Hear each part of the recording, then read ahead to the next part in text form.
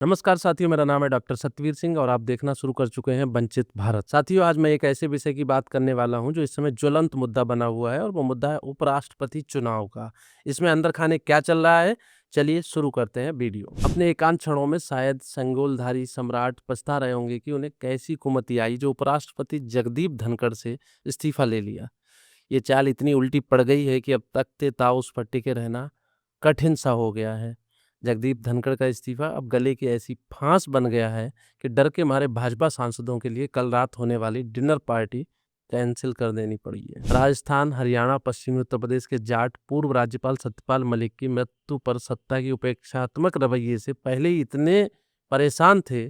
इसी बीच राजस्थान के प्रवक्ता कृष्ण कुमार जानू को 6 साल के लिए जब भाजपा ने निष्कासित किया, उसने आग में घी डालने का काम किया। इधर भीतर ही भीतर उबल रहे नितिन गडकरी, वसुंधरा राजे, शिवराज सिंह चौहान, योगी आदित्यनाथ जैसे बड़े बड़े छत्रप भी गुलामों जैसी दशा और उपेक्षा से चिढ़कर मौके की तलाश में है। वो भी ये चाह रहे हैं कि कोई एक ऐसा मौका बने कि मोदी और शाह को मात दी जाए। उधर इंडिया गठबंधन में फूट डालने की तमाम तरह की कोशिशों के बावजूद भी वह दिन ब दिन मजबूत होता चला जा रहा है। वोट चोरी का मुद्दा घर घर पहुंचने से बेचैनी और ज्यादा बढ़ चुकी है। इधर डोनाल्ड ट्रंप का एक अलग ही चल रहा है। डोनाल्ड ट्रंप ने अलग से मुसीबत खड़ी कर रखी है। अमेरिका में वित्तीय घपलेबाजी की अदालती कार्रवाई का वहां से भेजा गया समन अभी तक अदानी तक नहीं पहुंचाया गया है।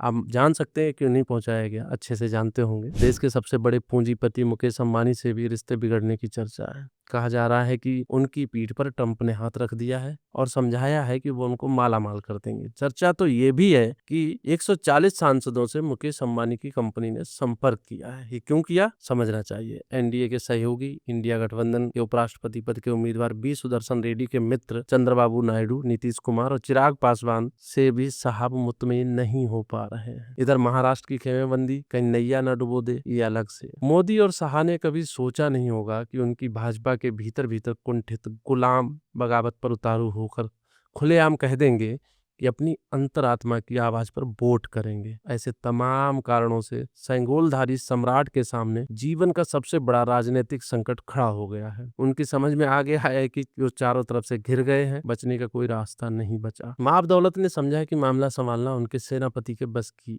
बात नहीं है, तो अब मोर्चा उन्हें खुद ही संभालना पड़ेगा। एक दावत खास का इंतजाम किया गया ताकि उसमें रूठे सांसदों से बातचीत की जाए, उन्हें मनाया जाए और आज जो उपराष्ट्रपति का चुनाव है उसको सही तरीके से निपटाया जाए। इसी बीच मोहन भागवत और वसुंधरा राजे की लंबी बैठक हुई। गुप्तचरों से प्राप्त इस खबर ने बादशाह और उनके दाहिने हाथ तड़ी पार की नींद उड़ा दी। सदर सिपहल सालार ने शहंशाह को कहा कि बादशाह सलामत बाजी हाथ से निकल रही है। इससे घबराकर तुरंत राजस्थान के सभी सांसदों के लिए दिल्ली पहुंचने का हुक्मनामा जारी किया गया।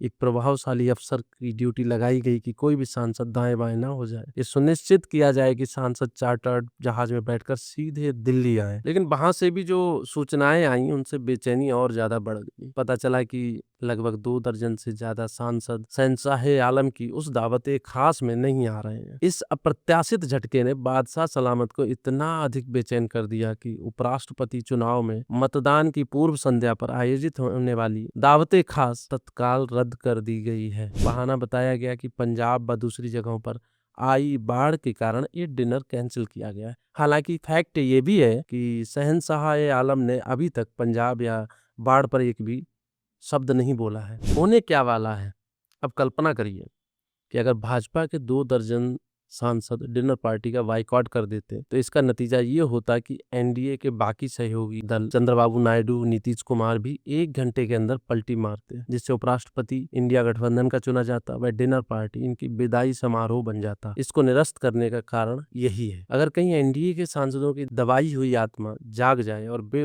उसकी आवाज पर यानी अपनी आत्मा की आवाज पर वोट डाल दें तो चुनाव निश्चित रूप से उपराष्ट्रपति इंडिया गठबंधन का चुन लिया जाएगा। ऐसी स्थिति में क्या होगा, प्रधानमंत्री को इस्तीफा देना पड़ सकता है और सांसदों की बगावत झेलने की स्थिति में ना तो मोदी है और ना ही शाह, क्योंकि इन्होंने अपनी ही पार्टी के नेताओं से अपने रिश्ते इतने खराब कर लिए हैं कि ये दोनों आश्वस्त नहीं है कि इनकी पार्टी के सांसद इनके कहे अनुसार वोट दें। इधर राहुल गांधी ने एक अलग ही कोहराम मचा रखा है। खबर ये भी है कि राहुल गांधी 10 तारीख को अपना हाइड्रोजन बम फोड़ने वाले हैं और इसी दिन धनखड़ साहब भी कुछ रहस्योद्घाटन करने वाले हैं। अनुमान है कि राहुल गांधी बनारस और हरियाणा के चुनाव में की गई धांधली का भंडाफोड़ तोड़फोड़ करेंगे। अब सिर्फ 24 घंटे बाकी हैं मतदान शुरू होने में। किसी को ईडी, आईटी, सीबीआई के जरिए ब्लैकमेल करने या पुलिस प्रशासन से डराने धमकाने तक का वक्त बचा नहीं है। कल 9 तारीख को सुबह वोट डाले जाएंगे और शाम तक नतीजा आ जाए। सब सताई हुई आत्माएं वक्त का इंतजार कर रही हैं कि कब ऐसा वक्त आ जाए जब हिटलर कमजोर पड़े और उसके सारे जुल्मों जाति से देश मुक्त हो। शायद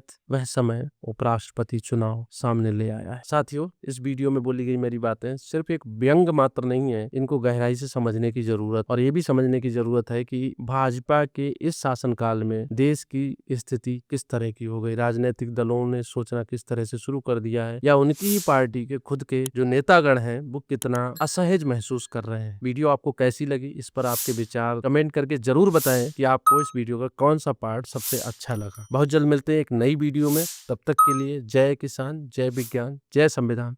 धन्यवाद।